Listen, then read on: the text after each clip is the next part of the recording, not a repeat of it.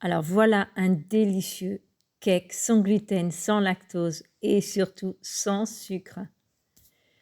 Alors ce cake, il est délicieux, il est moelleux à souhait. C'est vraiment, alors là, on va faire place à la découpe pour regarder un peu à l'intérieur. Il est vraiment très moelleux. Alors, vous pouvez utiliser la base de cette recette et faire des gâteaux. Par exemple, rajouter des pépites de chocolat, rajouter de la cannelle, comme moi dans celui-ci, j'ai rajouté de la cannelle. Vous pouvez mettre des morceaux de pommes. En fait, vous pouvez utiliser cette base pour faire n'importe quel cake. Il est hyper moelleux. Alors, pour cette recette, il vous faudra 4 œufs.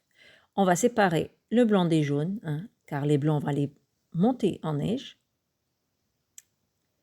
Ensuite, il va falloir 6 à 7 cuillères à soupe de sirop de date. Moi, j'ai utilisé 6 parce que j'aime pas les cakes qui sont trop sucrés, mais à vous de voir, entre 6 et 7. Avec ça, on va mettre 50 g de farine de riz plus 50 g de fécule de pommes de terre. On mélange bien et on va rajouter également un quart d'une cuillère à café de bicarbonate alimentaire ou bien de levure. On mélange bien.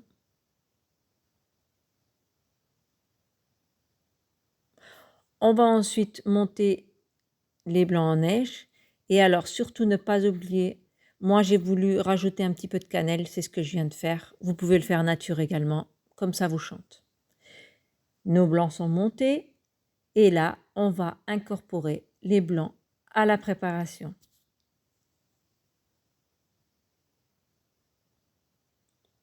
Alors, on va les incorporer avec délicatesse pour faire bien attention de ne pas casser les blancs.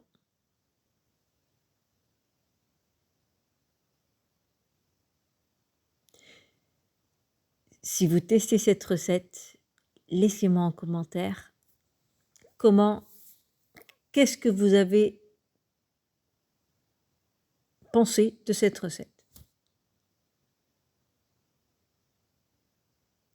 Moi, c'est la recette que je fais depuis maintenant des années et je ne m'en lasse pas. On peut faire des pâtes d'ours également avec cette recette. Alors, on fait ce gâteau. Ensuite, on le découpe, on trempe dans du chocolat, dans de la noix de coco.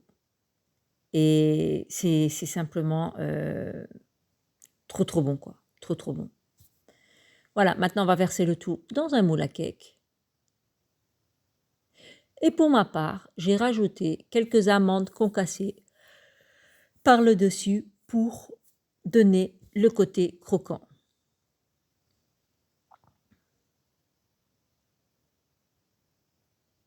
Alors, je vous laisse la recette en description.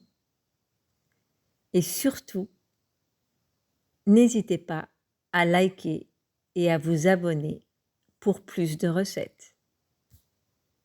Je vous souhaite une excellente journée à tous. Bye bye!